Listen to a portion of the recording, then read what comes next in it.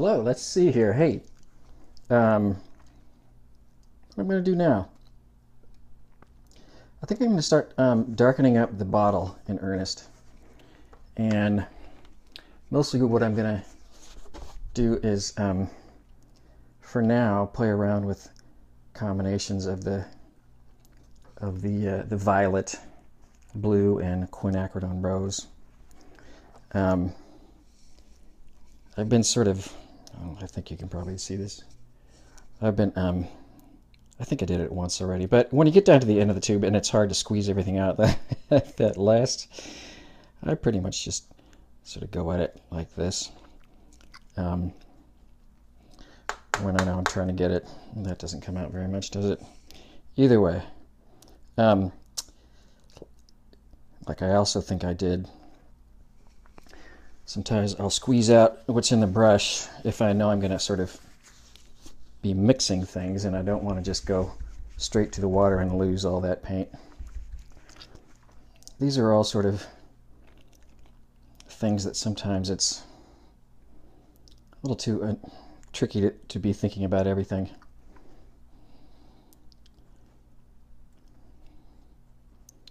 But do what you can. I'm gonna what are you gonna do, Farron? If it seems like I'm sort of making this up on the fly, partly because it's true, and I encourage you to do a similar sort of thing. What I'm not making up is that I know I want this to get really dark. This bottle, I'm going to paint the bottle portion that's not the label and not the top part here, just the glass part.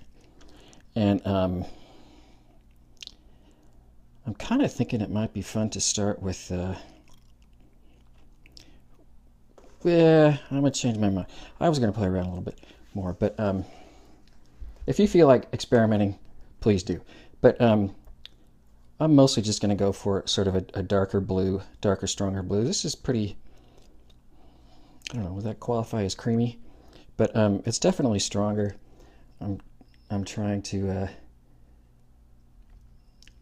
just get a little bit more dark going, so I can really kind of start telling the difference in values that's going to be going on. Let me see. Oh, that's pretty. Just mixing in a little bit of the rose right there. So this is peacock blue and quin rose. To videotape this, I will say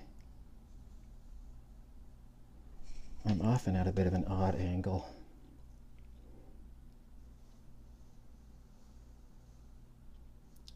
Which is to say, if there's something that looks like I'm struggling to stay within the lines, it's not my fault, really. No, I'm kidding.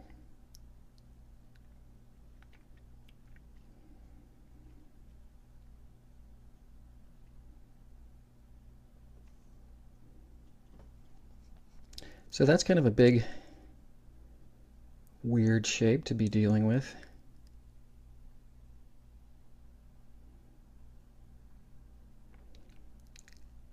The more sort of complex and abstract your shapes get, the trickier it can be to control where the water and paint is at any given time. You certainly don't have to go that dark at this point. Could have built up a little bit slower. That's going to just turn into nothing but a bunch of water. I think I've probably already said it, but one of the things that's going to be cool about this bottle is that the background is going to be even. Well, my thought right now is that it's going to be even darker than the bottle, so the background is going to cover up any imperfections.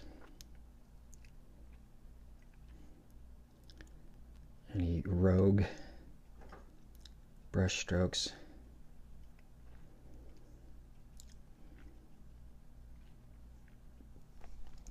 So as you can see, that was a little bit of sort of just wetting down the shape with my initial stronger blue, and then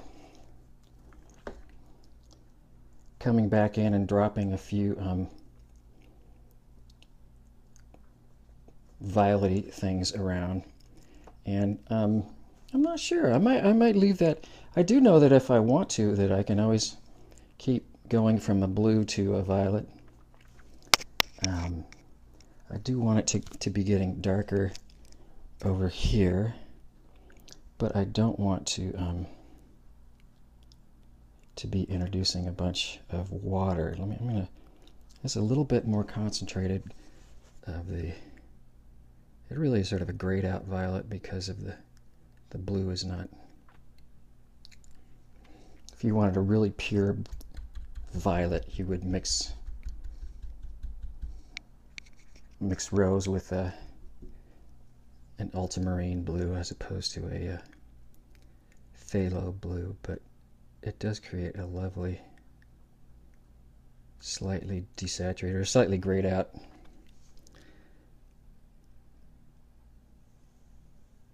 violet. So a couple of things. One thing is that was kind of fun.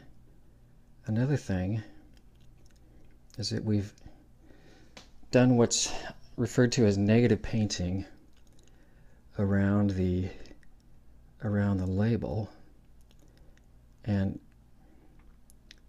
as you have probably noted, all of a sudden that label looks kind of a lot lighter than it used to be, and that's due to the wonderful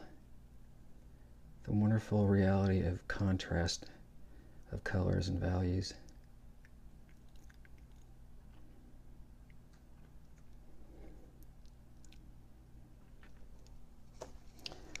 I'm going to stick my paper towel under there to just sort of prop up how I want it to dry.